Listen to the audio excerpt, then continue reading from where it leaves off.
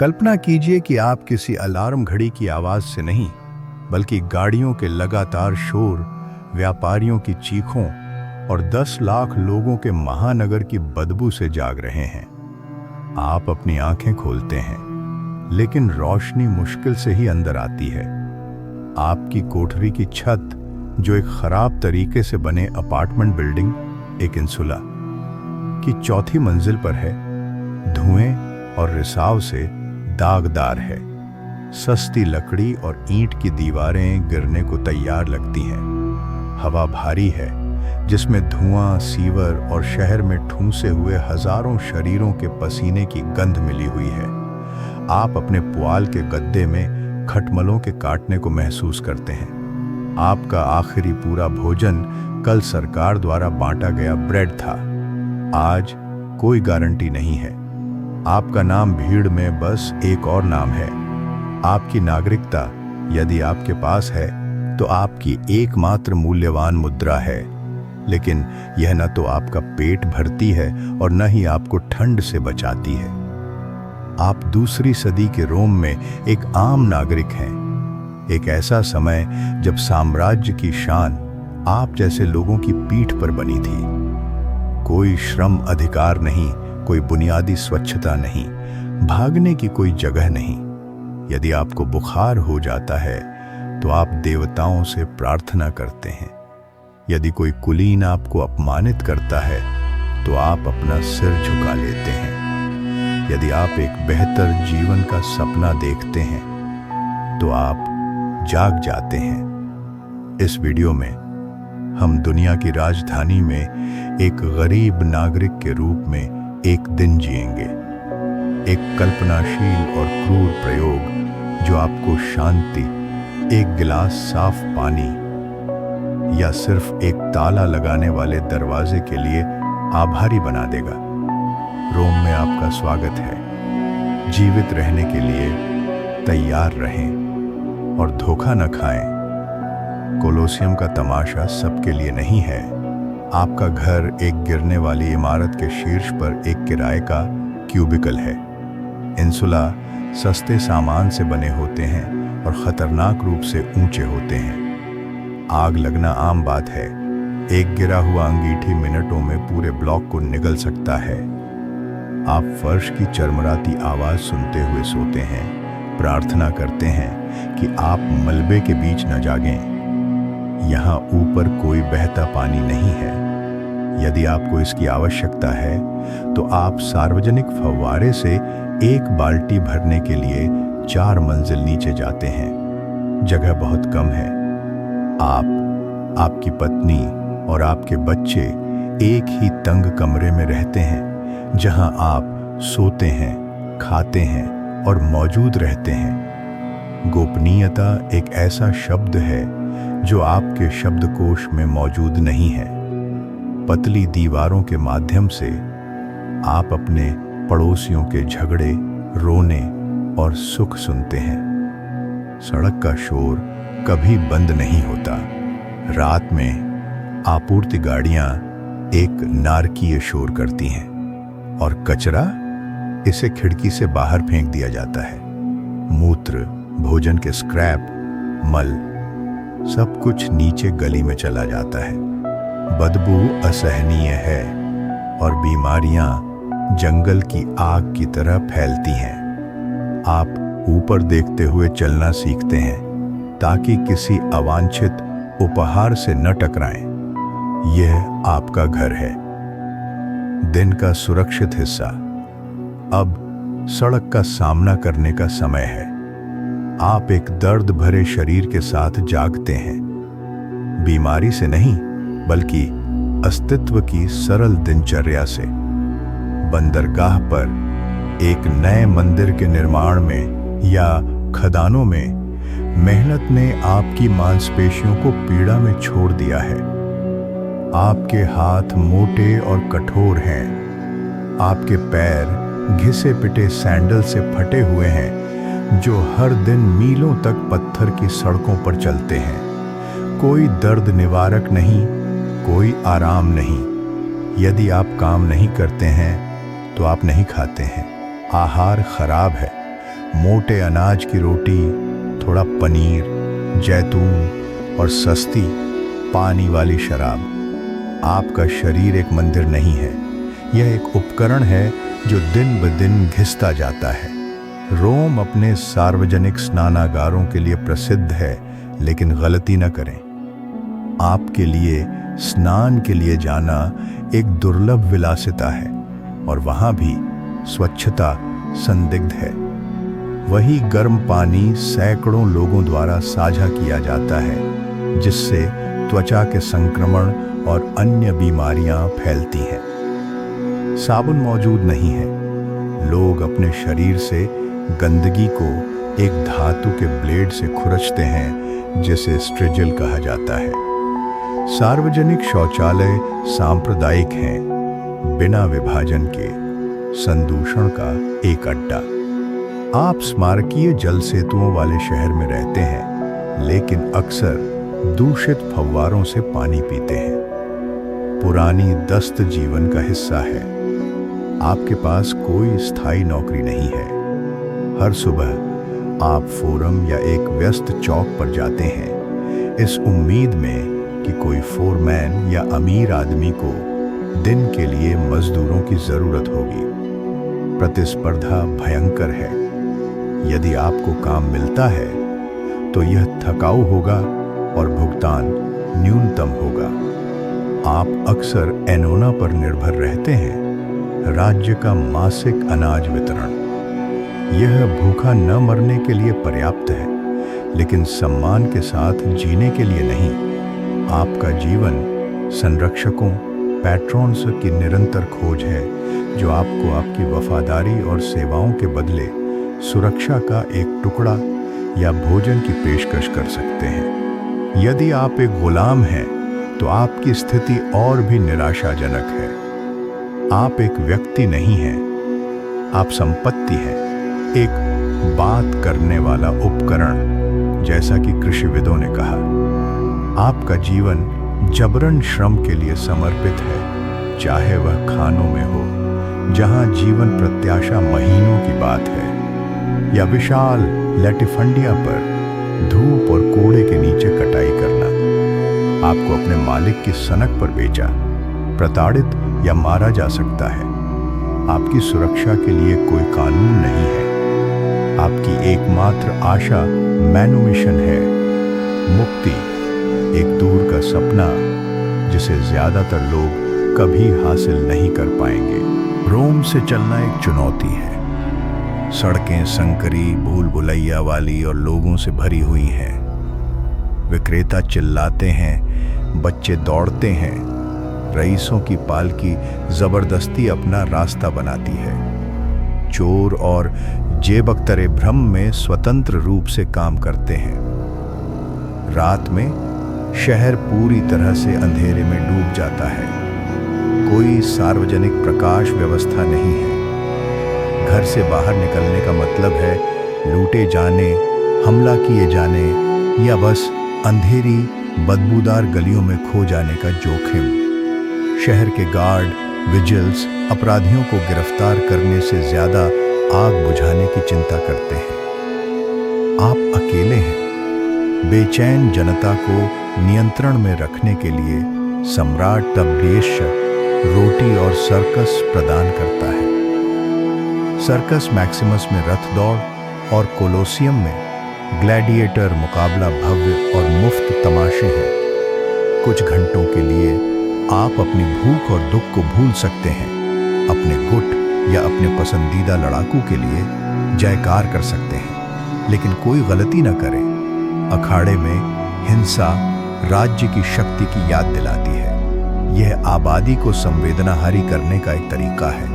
खून और उत्साह की पेशकश करता है, ताकि कोई भी स्थापित व्यवस्था के खिलाफ विद्रोह करने के बारे में न सोचे। यह शहर बीमारियों का प्रजनन स्थल है। रोमन बुखार, शायद मलेरिया, सबसे दलदली क्षेत्रों में स्थानिक है। दूषित पानी टाइफाइड और पेचिश लाता है।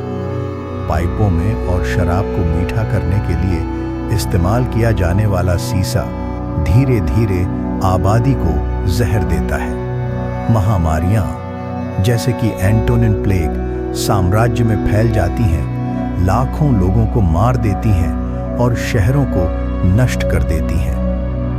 मृत्यु एक निरंतर साथी है। शिशु मृत्यु दर चौंका देने वाली है। आधे बच्चे 10 साल की उम्र तक नहीं पहुंच पाते हैं। एक बच्चे को मरते देखना एक आम, लगभग अपेक्षित दर्द है।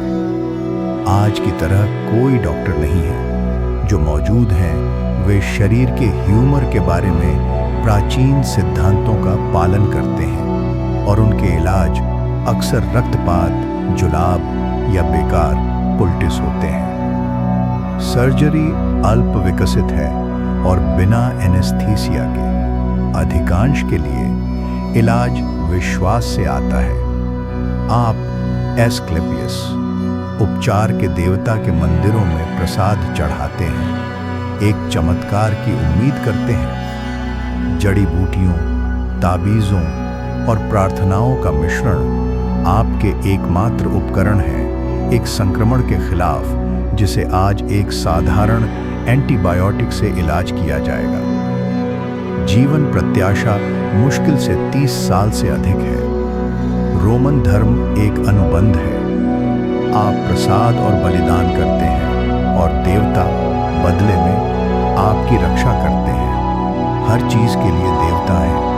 राज्य के लिए बृहस्पति, युद्ध के लिए मंगल, फसल के लिए सेरेस और छोटे घरेलू आत्माएं लारेस और पेनेट्स जो आपके घर की रक्षा करते हैं। पिएटस देवताओं के प्रति कर्तव्य को बनाए रखना मौलिक है। उनका अनादर करना न केवल आपके लिए बल्कि पूरे समुदाय के लिए अपमान ला सकता है। धर्म आध्यात्मिक आराम प्रदान नहीं करता है। यह ब्रह्मांड की अप्रत्याशित शक्तियों के साथ बातचीत करने का एक तरीका प्रदान करता है। आपका जीवन अलौकिक के डर से शासित होता है। एक पक्षी गलत दिशा में उड़ रहा है। साफ आसमान में एक गड़गड़ाहट, एक बुरा सपना, सब कुछ एक शगुन है।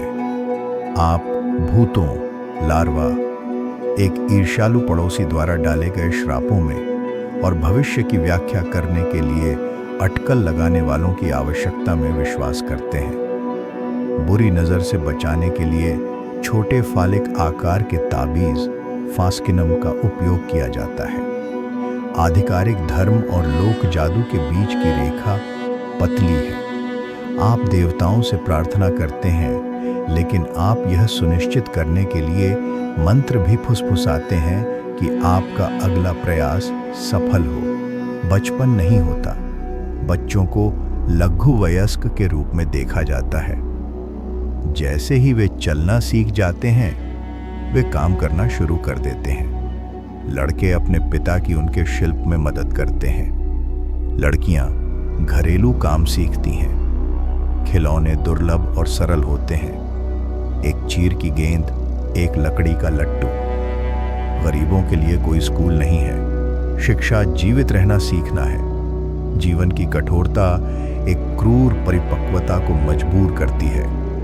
14 साल की उम्र में एक लड़के को पहले से ही एक आदमी माना जाता है और एक लड़की की शादी पहले से ही हो सकती है। परिवार की संरचना कठोर है। पाटर फैमिलियस, घर का सबसे बड़ा आदमी, हर किसी पर पूर्ण शक्ति रखता है। कानूनी तौर पर वह उनके जीवन, मृत्यु, विवाह और यहाँ तक कि अपने बच्चों को गुलामी में बेचने का फैसला कर सकता है। हालांकि इस युग में एक बच्चे का निष्पादन दुर्लभ है। शक्ति मौजूद है। बेटियां सौदेबाजी की चिप्स हैं। 12 या 13 साल की उम्र के आसपास बहुत बड़े पुरुषों के साथ पारिवारिक गठजोड़ में शादी कर दी जाती हैं। उनकी इच्छा कोई मायने नहीं रखती। उनका कर्तव्य अपने पिता का पालन करना है और फिर अपने पति का। रोमन कानून पश्चिमी सभ्यता का एक स्तंभ है, लेकिन यह सभी के लिए समान नहीं है। न्याय ऑनेस्टियोर्स, अभिजात वर्ग और ह्यूमिलियोर्स आम लोग जैसे आप के बीच विभाजित है। यदि कोई रईस कोई अपराध करता है तो सजा जुर्माना या निर्वासन है।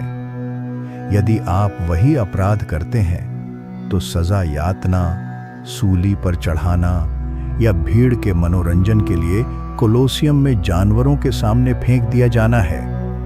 डैमनाटियो एड बेस्टियास। गरीबों के लिए कोई वकील नहीं है।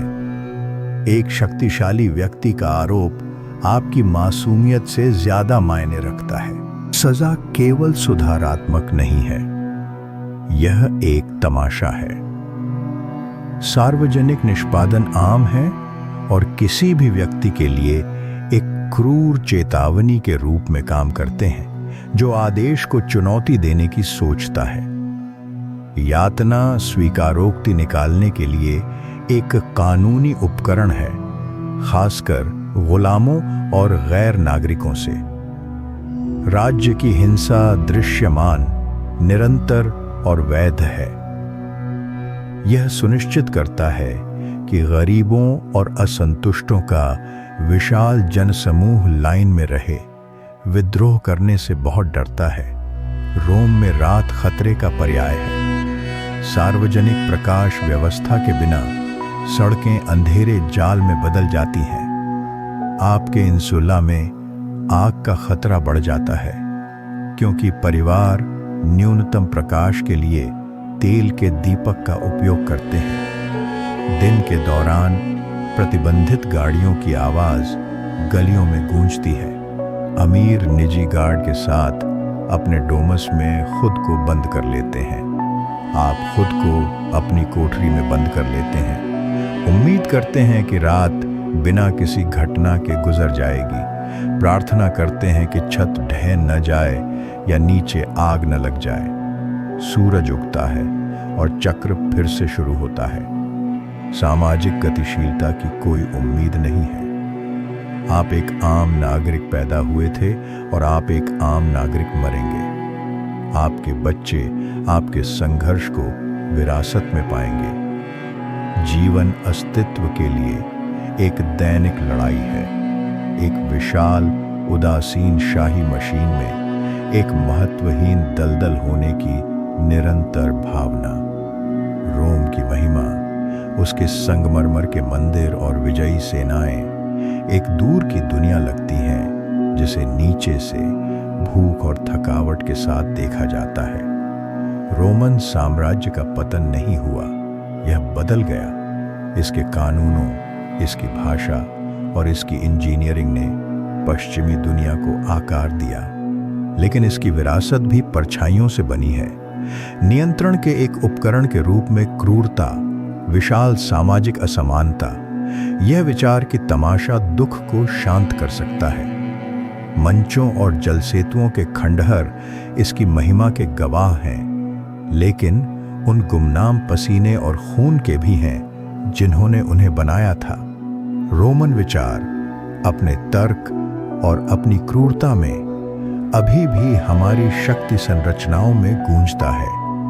आधिकारिक इतिहास सीजर, सीनेटरों और जनरलों की बात करता है, लेकिन रोम का सच्चा इतिहास मलिन बस्तियों, खानों और खेतों में लिखा गया था। लाखों भूले बिसरे पुरुषों, महिलाओं और बच्चों द्वारा, जो साम्राज्य के अस्तित्व के लिए जिए, पीड़ित हुए और मरे। उनकी कोई मूर्ति नहीं है, लेकिन वे ही थे जिन्होंने सड़कें बनाई, गेहूं काटा और बच्चों को पाला। और शायद उनके जीवन की कल्पना करके हम उनकी मानवता का एक टुकड़ा बचा सकते हैं जो समय के मलबे के नीचे खो गया है। वे रोम के गुमनाम धड़कते दिल थे और अब हमारी सुनने की बारी है। यदि आप यहाँ तक पहुँचे हैं तो इसका कारण ये है कि वास्तविक, कच्चा और मानवीय इतिहास आपको आकर्षित करता है। तो इन आवाज़ों को फिर से खोने न दें।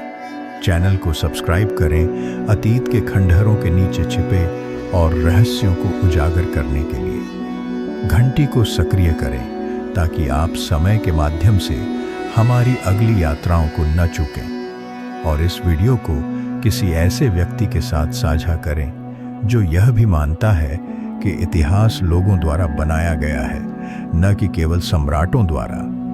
रोमन साम्राज्य समाप्त हो गया होगा, लेकिन इसकी कहानी अभी खत्म नहीं हुई है।